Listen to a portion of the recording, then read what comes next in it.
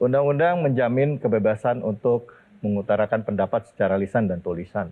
Islam juga mengajarkan kita untuk menyatakan kebenaran, walaupun itu menyakitkan ataupun itu pahit. Nah, bagaimana kita bisa menyatakan pendapat kita atau menyampaikan kebenaran, tapi juga tidak sampai terjerat hukum atau menyebabkan perpecahan di kalangan umat. Silakan Prof. Iya, Tricky baik. ini sebenarnya. Saya kira ini semakin menarik ini, Prof. Jadi sebelum saya menjawab ini kita menjawab lah. Saya ingin kembali tadi statement Mas David yang awal itu saya anggap sangat penting. Iya, Prof. Jadi Anda mensinyalir ada kelompok pesimistik dalam masyarakat bahwa persatuan mengalami semacam tantangan gitu ya. Kalau saya mohon maaf, mungkin saya agak termasuk orang yang beraliran optimistik ya. Siap.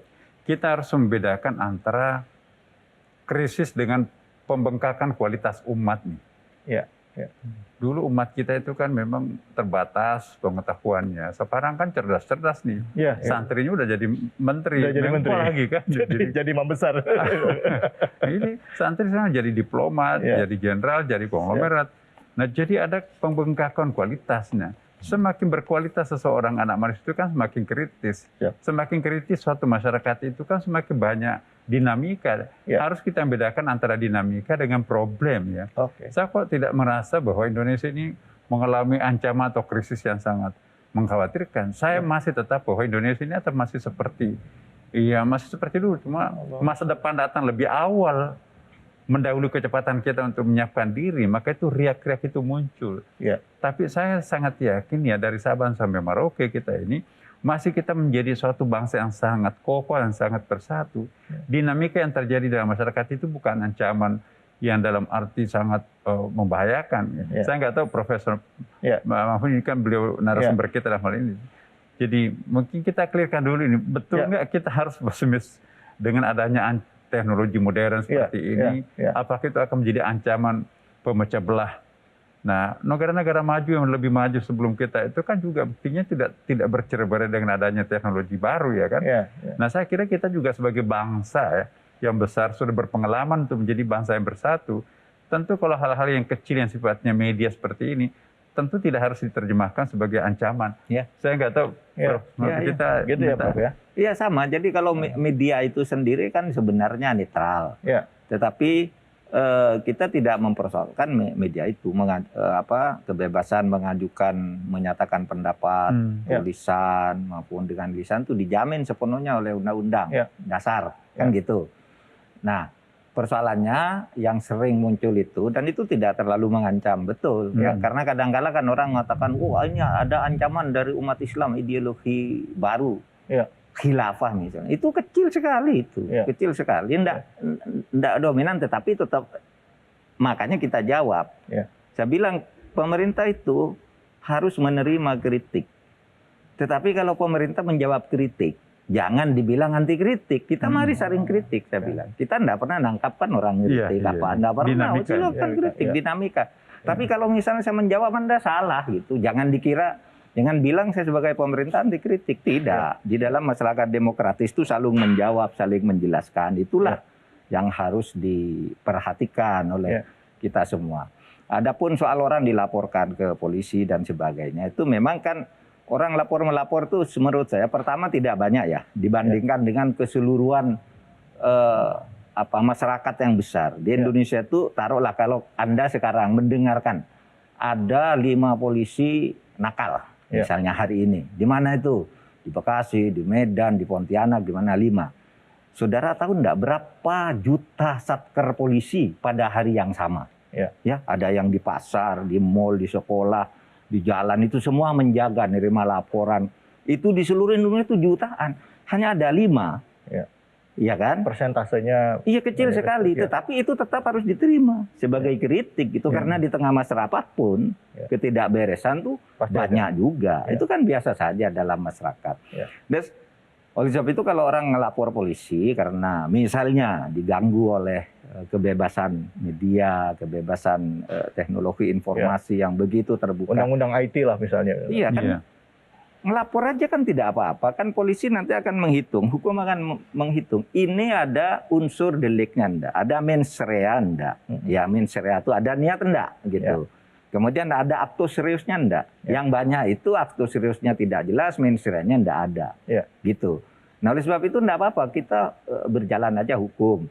Oleh sebab itu sekarang Prof. Nazar kita kan lagi merevisi Undang-Undang ITE. Ya, lagi merevisi Undang-Undang ITE yang dulu Presiden mengatakan kok masyarakat punya kesan ya kalau ITE ini dijadikan alat diskriminasi. Kalau lawan ditangkap, kalau kawan dibiarkan. Ada kesan seperti itu. Ada kesan seperti itu.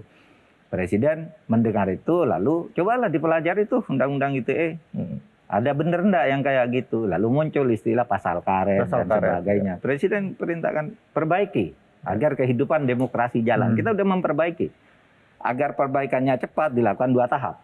Tahap pertama membuat SKB dulu. Jaksa Agung, Menkominfo dan polisi ini kriteria nih di awal.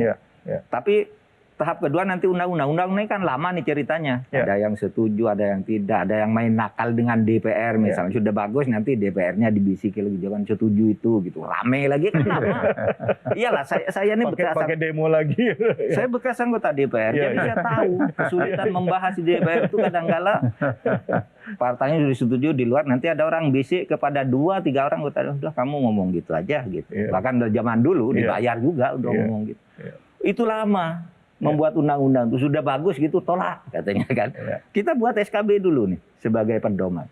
Dalam rangka itu mengkanalisasi tadi orang-orang ngeritik agar tidak takut. Tetapi saya ingin katakan sekali lagi kalau saya dikritik saya akan menjawab dan kalau saya menjawab jangan bilang saya anti kritik.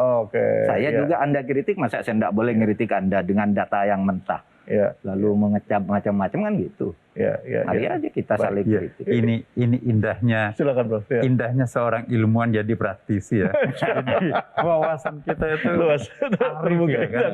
Jadi tidak menyembunyikan diri dalam tembok kampus dengan analisis yang sangat ideal. Nah kembali kepada pertanyaan tadi yaitu saya sepakat dengan Pak Mahfud bahwa kita dinamika itu tidak harus diartikan sebagai sebuah problem, ya kan? Malah itu justru ciri-ciri masyarakat demokrasi. Yang penting buat masyarakat kita bagaimana membiasakan diri hidup dalam sebuah perbedaan pendapat, ya kan. Jadi tidak mesti harus seragam pendapat kita. Ya. Jadi karena ada agree in disagreement, itu kan cara-cara Nabi sebetulnya itu. Kita sepakat dalam perbedaan. Nabi itu juga ada kata-kata Nabi itu menarik itu, antum a'lamu bimuri dunyakum. Nabi pun dibantah loh. Maaf Rasulullah. Oh, Anda lebih tahu urusan dunianya daripada aku. Masya Allah. Nabi loh. Padahal Nabi kan Rasul. Iya, ada divine knowledge-nya kan. Betul. Tapi karena demokratis dan juga karena dia betul-betul memberikan hak bicara terhadap warganya, umatnya, sahabatnya. Antum a'lamu bimuri dunyakum. Nah, kembali lagi tadi. Bagaimana mengatasi perbedaan yang ada tanpa menimbulkan problem ya. Jadi saya kira yang paling penting itu kriteria-kriteria kita dalam agama itu kan juga ada ya. Pertama la ikraha fiddin, jangan ada paksaan kehendak ya kan. Kemudian kita hanya menyampaikan apakah mereka itu akan terima atau tidak. Innaka la tahdi man ahbabta walakinallaha yahdi man yasha. Kalian tidak akan mungkin bisa memberikan petunjuk kepada orang yang paling dicintainya sekalipun Allah lah yang memberi petunjuk. Itu kata Quran. Nah, dalam menyampaikan pendapat, gagasan, menjawab kritik, ada kan metodologinya dalam Al-Quran. Uda'u ila sabili rabbika bil hikmah wal mau'idatil hasanah wajadilhum billati hi ahsan. Ya kan, Masya Allah. Ya, berikan mau'idah yang baik, ya kan. Kalaupun memang terpaksa harus ada dialog diskusi dengan yang santun. Nggak ada itu pintu untuk kamu boleh kurang ajar satu sama lain. Jadi dinamika itu perlu ada, tetapi kesantunan jangan kehilangan di situ itu kan.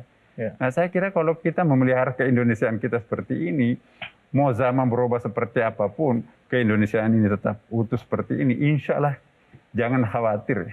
Dinamika harus ada dalam masyarakat modern, tapi dinamika itu tidak boleh menjadi faktor yang bisa memecah belah antara satu sama lain. Nah, ini harus ada kriterianya. Jadi kalau untuk itu, hukum harus kuat. Nah, kalau tidak ada kekuatan hukum yang pasti, yang tegas, seperti tadi yang disampaikan Pak Prof. Mahfud, ya kekhawatiran itu memang bisa terjadi. Tapi saya yakin Indonesia bukan bangsa yang bodoh, bahkan menjadi bangsa yang semakin pintar ya kan. Kita nggak mungkin seperti dulu lagi. taraf pendidikan kita itu kalangan inlanders itu sangat diskriminatif ya. Tapi sekarang kan siapapun bisa mengakses pendidikan. Siapapun bisa cerdas sekarang ini. Makin cerdas satu masyarakat pasti makin dinamis masyarakat itu. Makin dinamis masyarakat itu makin banyak hal-hal yang kelihatan oleh orang-orang ini bertengkar. Tapi di luar ruangan kan nggak ada masalah. Nah inilah seninya berdemokrasi. Ya, baik Prof. Ini pembahasan kita mulai naik kelas ini. leverage. Prof, menarik tadi Prof mengatakan bahwa kita boleh berpendapat, tapi harus menyatakannya dengan baik. Terus juga berdebat juga dengan baik. Tapi ada loh Prof yang mengatakan bahwa netizen Indonesia itu termasuk yang tersadis di dunia. Pendapatnya itu sangat tidak santun. Ini netizen ya di media sosial. Nah, nanti kita akan bahas lebih dalam soal ini dan juga ada sebuah pertanyaan yang nanti akan saya coba kaitkan juga dengan tema kita. Tadi Prof menyinggung juga mengenai masalah demokrasi. Ada yang mengatakan bahwa di dalam Islam itu tidak ada demokrasi. Adanya musyawarah. Nah, bagaimana pendapat guru-guru kita tentang ini? Tapi ini dalam rangka merajut kebersamaan ya, Prof ya. Artinya kebersamaan ini harus harus ada satu sistem yang bisa menyambungkan itu semua. Tapi nanti temukan jawabannya dengan guru-guru kita. Tetap di sini di Khazanah Islam bersama dengan Imam Besar Masjid Istiqlal Profesor Dr. Nazaruddin Umar. Mari kita menahan diri untuk tidak gampang terpengaruh, tidak gampang terpancing, apalagi kalau sesuatu itu bisa melemahkan kita sebagai warga bangsa.